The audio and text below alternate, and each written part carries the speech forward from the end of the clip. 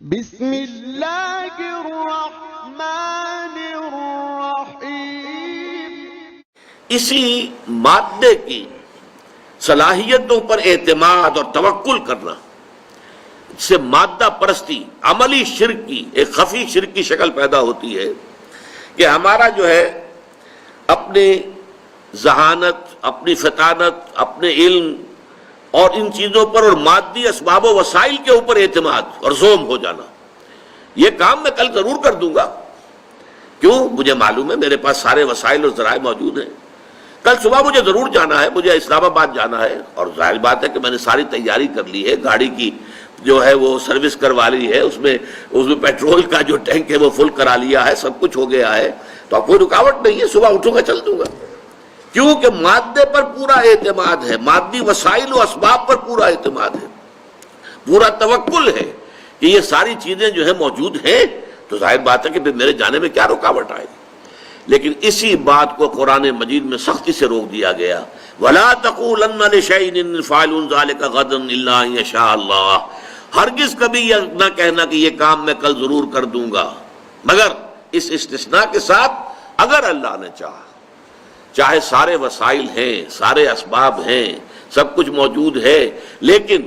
اس کام کے ہونے کا دار و مدار اللہ کے اذن پر ہے۔ اسی لیے لا قوت الا باللہ، اسی سورہ کہف کے اندر جہاں یہ آیت آئی ہے وَلَا تَقُولَنَّ لِشَيْءٍ إِنِّي فَاعِلٌ ذَلِكَ غَدًا إِلَّا أَن يَشَاءَ اللَّهُ، وہیں پر یہ بھی آیا ہے، دو اشخاص کا جو ہے وہاں پر مکالمہ آیا ہے 5ویں رکوع میں، ان میں سے ایک مال مست تھا، ایک خدا مست تھا، خدا مست درویش اور ایک مال مست سرمایہ دار، ان دونوں کا مکالمہ آیا، تفصیل میں جانے کا موقع نہیں ہے۔ اس میں یہ ہے کہ اس شخص کے 2 باغ تھے بڑے عمدہ، اس نے سارا بندوبست کیا ہوا تھا، اریگیشن کا پورا نظام تھا،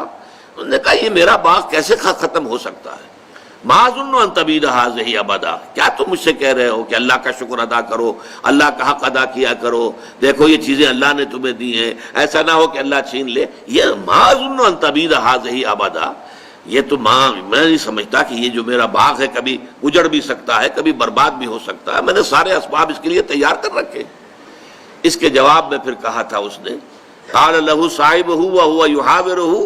اكفرت بالذي خلقك من تراب ثم من نطفة ثم سواك رجلا لكن هو الله ربي ولا اشرك بربي احدا ولولا اذ دخلت جنتك قلت ما شاء الله لا قوة الا بالله،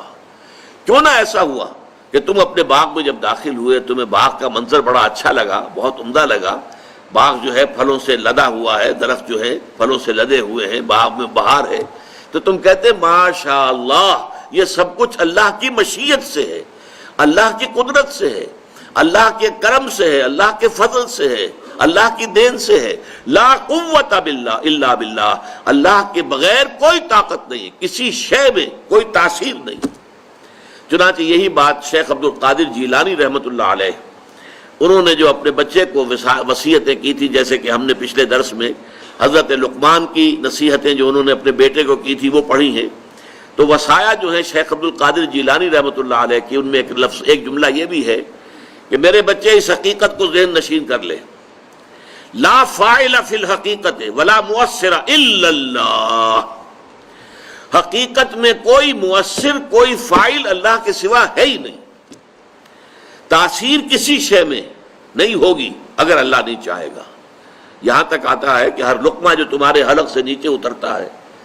اللہ سے اذن کا طالب ہوتا ہے کہ میں اس شخص کے حق میں غذا کا کام دوں یا زہر بن کر لڑ جاؤں اسے، یہ اللہ تعالیٰ کے اذن کے بغیر نہیں ہوتا۔ اس کائنات کا پورا نظام اس کے چلائے چل رہا ہے،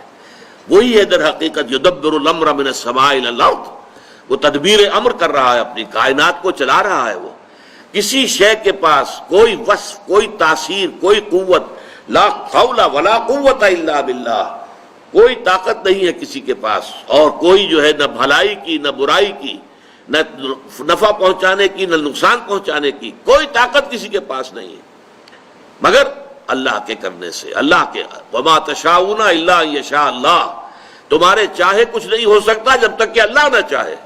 تم لاکھ چاہو، تمہارے لاکھ جو ہے وہ منصوبے ہوں، تم نے پورا اس کے لیے اہتمام بھی کیا ہو، لیکن یہ ہے کہ جب تک کہ اللہ تعالیٰ کا اذن نہیں ہوگا وہ نہیں ہو سکتا۔ یہ سمجھ لیجئے کہ مادہ پرستی اس دور کا بہت بڑا شرک ہے۔ میں نے ابتدا میں عرض کیا تھا کہ یہ شرک جو ہے ہر دور میں نئے بھیس میں آتا ہے، نئی شکل میں آتا ہے۔ اصل جرم جو ہے ہمیشہ سے، اصل گناہ وہ تو ہے، اس کی جڑ بنیاد شرک ہے، لیکن شرک نے ہر دور میں شکلیں بدلی ہیں، صورتیں تبدیل کی ہیں، اور اس کی صلاحیت ہونی چاہیے کہ آپ اپنے دور کے شرک کو پہچان سکیں۔ ورنہ یہ ہو سکتا ہے کہ آپ پچھلے دور کے ہمارے علماء نے اپنے اپنے زمانے میں شرک کی حقیقتوں کو بیان کر دیا کھول کر، اب ہم ان تمام چیزوں سے تو بچ گئے ہیں کہ جو چیزیں ہمارے اسلاف نے بیان کر دی کہ یہ بھی شرک ہے، یہ بھی شرک ہے، یہ بھی شرک ہے، لیکن جو ہمارے دور میں نیا شرک ایجاد ہو گیا ہے اس کا ہمیں ہوش ہی نہیں، اس کی ہمیں خبر ہی نہیں۔ تو اس دور میں مادہ پرستی، میٹر کو خدا بنا لیا گیا ہے۔ Properties of the matter are permanent, immutable, اور میٹر از انڈسٹرکٹیبل، یہ الحی ہے، اس کی حیات گویا کہ دائمی ہے، دوامی ہے، ہمیشہ ہمیشہ رہنے والی ہے۔ وہ ساری صفات جو ہے باری تعالیٰ کی، وہ ہم نے در حقیقت میٹر کو ودیت کر دی۔